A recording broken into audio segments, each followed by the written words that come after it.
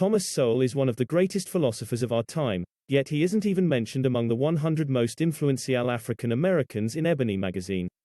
To help more people learn about him, please consider liking this video and subscribing.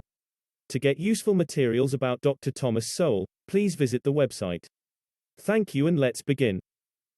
Well, you link wealth creation to the acquisition of skills and the employment of skills in a disciplined way, and also in a frugal way in terms of lifestyles.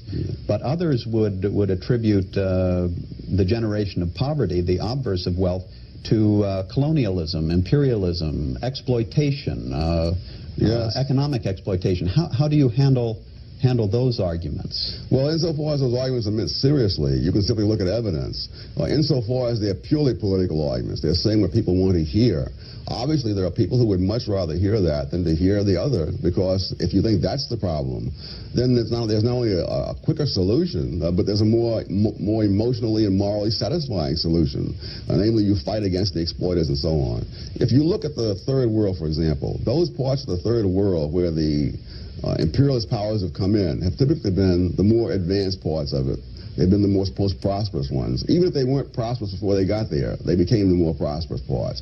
Those parts of the Third World that the imperialists have never touched are, almost without exception, the very poorest places on this earth.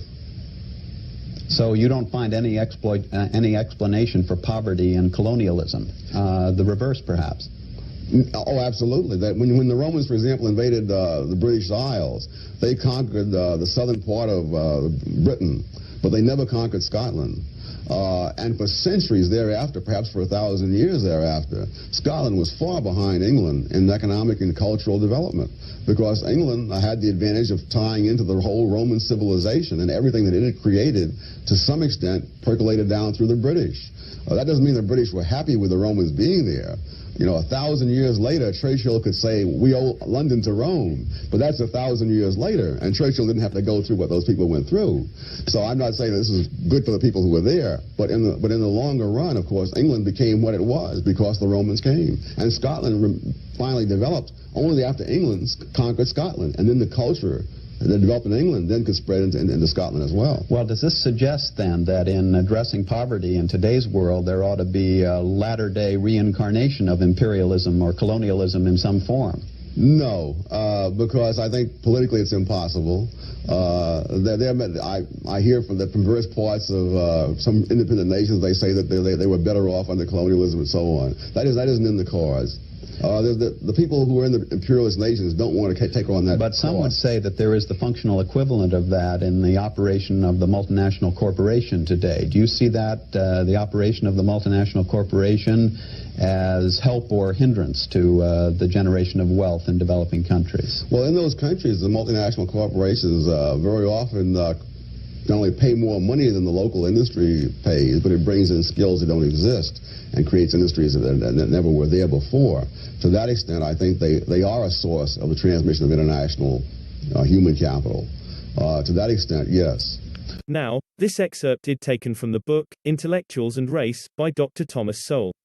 In addition to the inherent geographic advantages that Western Europe has had over Eastern Europe, for example, more navigable waterways leading to the open seas, with Western European rivers and harbors not being frozen over, as often or as long in winter as rivers and harbors in Eastern Europe, due to the warming effect of the Gulf Stream on Western Europe. Another major historic advantage growing out of geography is that Western Europe was more readily accessible to invasion by Roman conquerors.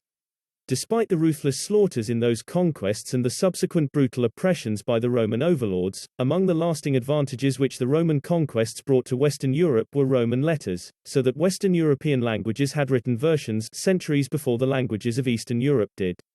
To the enormous advantages of literacy, as such, Western Europeans had the further advantage of a far greater accumulation of written knowledge in their languages, even after the languages of Eastern Europe began to develop written versions, but still had not yet caught up with the centuries-long accumulations of knowledge written in Western European languages. Literacy was not the only thing that moved from West to East in Europe. So did coins, printing presses, castles, crossbows, paved streets, and vaccinations, among other economic and social advances. But all of this took time, sometimes centuries. Moreover, people from Western Europe, Germans, Jews and others, were often a majority of the population in Eastern European cities in earlier centuries, while Slavs remained a huge majority in the surrounding countrysides. For example, before 1312 the official records of the city of Krakow were kept in German, and the transition, at that point, was to Latin.